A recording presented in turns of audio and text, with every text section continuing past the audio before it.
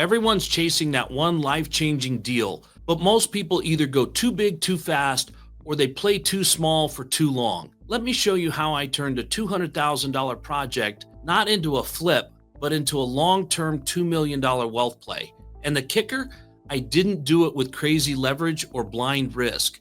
And if you're sitting on cash and waiting for the perfect opportunity, you'll see how this actually worked and you can make it work for you. Every deal starts the same: vision, risk analysis, and then capital. But how you structure the deal determines whether you get a short-term check or generational wealth. This deal, it wasn't flashy and it wasn't massive, but it was aligned. The right dirt, the right design, the right timeline. Heck, it even came with 35 sewer assessment fees already paid. And the biggest win comes from creating value, not just chasing it. I found this piece of ground that was an old mobile home park and it needed to be redeveloped. One point had some apartments on it, but the plat had expired and I needed to go in and do some work. And I was able to buy the property for $195,000. And that was a lot for this piece of ground, but I knew that I could get 36 units on this project. And if I could do that, then I could create some real wealth, because I knew that I could build 36 units for about $4.2 million. Now, $4.2 million, $200,000 in dirt, that's great. But what was going to be the real value of that property? Well, ultimately, we wound up selling that property for just over $8 million, and everybody made a boatload of money. But the reality came from having the vision, understanding that not just flipping the land, getting it entitled, putting the plans together. I could have done that and I could have doubled my money. 200 becomes 400. That's not a bad deal on any day. But the reality is, if I could take this all the way to the end, there was some real cash there to be had. And the best part was, if I took it all the way to the end and owned it for a period of time, I could 1031 out of this deal and not have to pay any taxes. Not paying taxes is a fantastic feeling, I gotta tell you.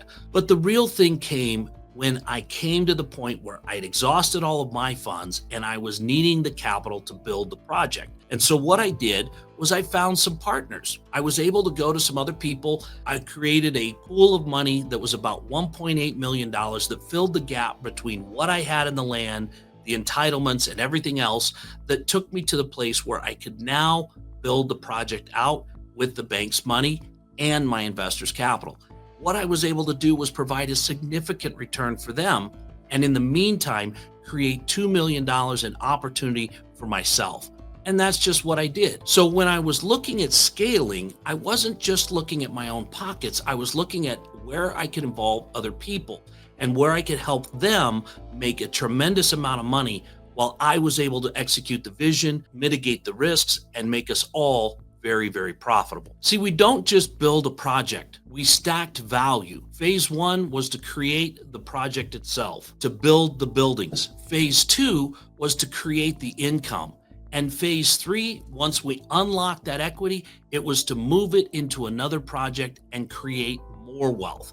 And that's how these deals work. It's not just about doing one thing. It's not just about finding a piece of land, entitling it, making it more valuable, and flipping it. It's about finding the partners that see your vision and that can invest in that vision and take you both to the next level, because you are guiding the ship and they see the value in that income stream. And that's how $200,000 became $2 million. And I tell you, it wasn't overnight, but by putting it in motion, I was able to get there, and it was a very short period of time that it took. And when you bring the partners in the right way, everyone eats. So to break it down again, what we did was I bought the land, we developed a set of plans, we got everything approved with the city.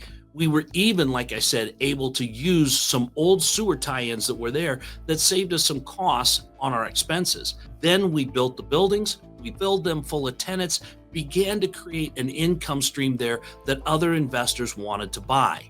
And once we got there, we were all able to exit. That took about 3 years for all of that to happen.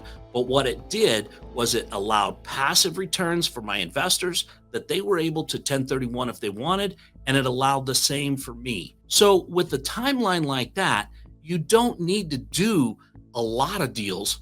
You just need to have the vision to find solid deals that make money for everyone involved over a set horizon in a period of time.